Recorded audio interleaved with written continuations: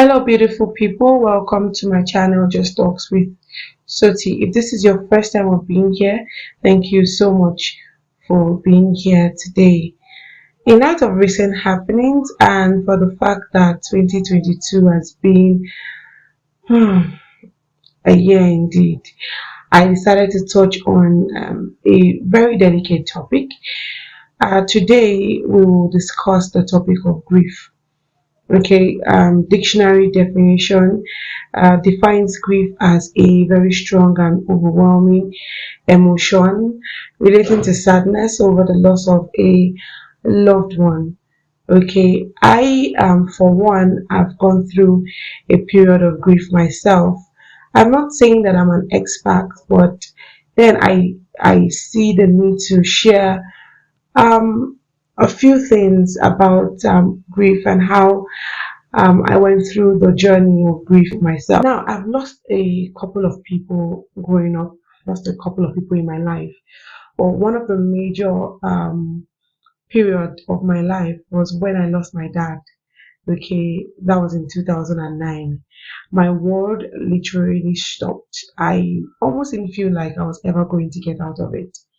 Okay, I was I was deeply saddened. I went through different emotions. I know one of the major emotions I felt was rage. I felt a lot of regret. I was upset. There was a lot, and more more of what I felt was anger towards God. Okay, I was mad at God.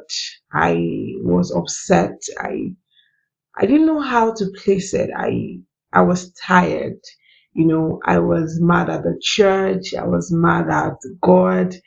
I I just literally shut everybody out. Okay, I stopped attending church. I stopped praying.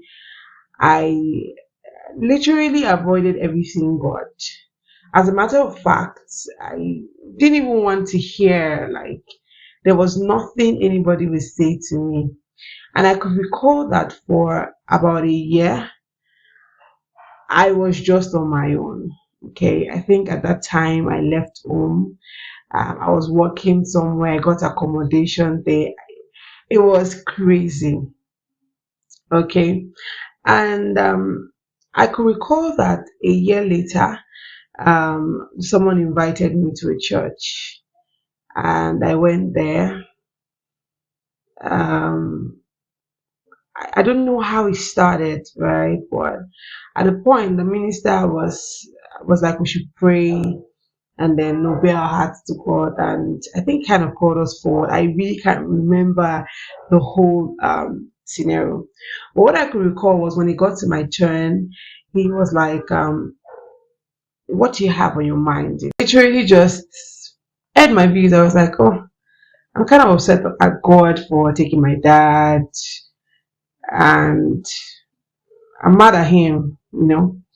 So the minister said something that was quite funny to me, and he said, "When you get home, say a word of prayer to God, and don't approach him like God, and he's way high, like over there, and you're over here.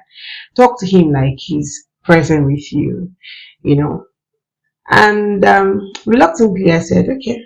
I got home, I said a word of prayer, and for a moment I did not realize how heavy I was. Like for 1 year I was deeply wounded, I was hurt. But I know I said that prayer, and I felt this peace. I didn't know I was carrying so much on my mind. But the moment I said the prayer, I know there was a point I said, "Oh God, I forgive you, and I also want you to forgive me." I just felt this peace. I felt this that weight had been lifted off my shoulders. It was a moment. It was surreal, you know. And that was how my relationship with God started all over again. Okay, I decided to, bear on my heart. I decided to share my emotions. I decided to open up to him, mostly in prayers, and that really helped me.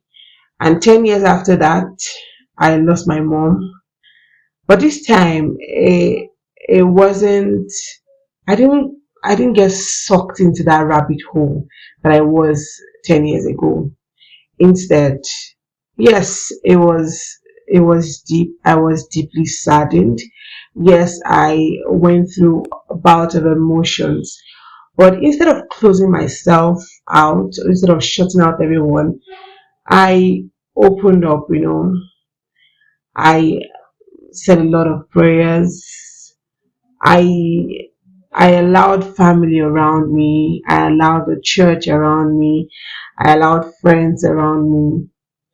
And yes, there were times I felt blue, like I was really sad. It's expected, okay? But I never for once let myself be alone, meaning that I had this consciousness that God was always there. So for every time I felt sad, for every time I felt blue, I expressed myself to Him. And sometimes I just stay and stare and just listen to what He has to say. Now, that was my own way. I went through a roller coaster of emotions, but I had this assurance that God was always there and I was not alone. Now, for you out there that might be going through a deep moment, for you that might be grieving or mourning someone, maybe the loss of someone really dear to you, I want you to know that you're not alone. If you want to cry, yes. I do not believe that people that cry is a show of weakness. I believe that crying is actually a show of strength. So if you have to cry, by all means, if that's a way to relieve yourself. I know back then I cried a lot, and even sometimes I still cry, you know, but I never let it overwhelm me because I know I'm not alone. Okay, so I want you to know that you're not alone. I want you to know that you can be comforted. God is there with you. The Bible says that we do not have a high priest that does not feel our infirmities. If you read through scriptures, there was even a time Jesus lost his dear friend Lazarus and he cried.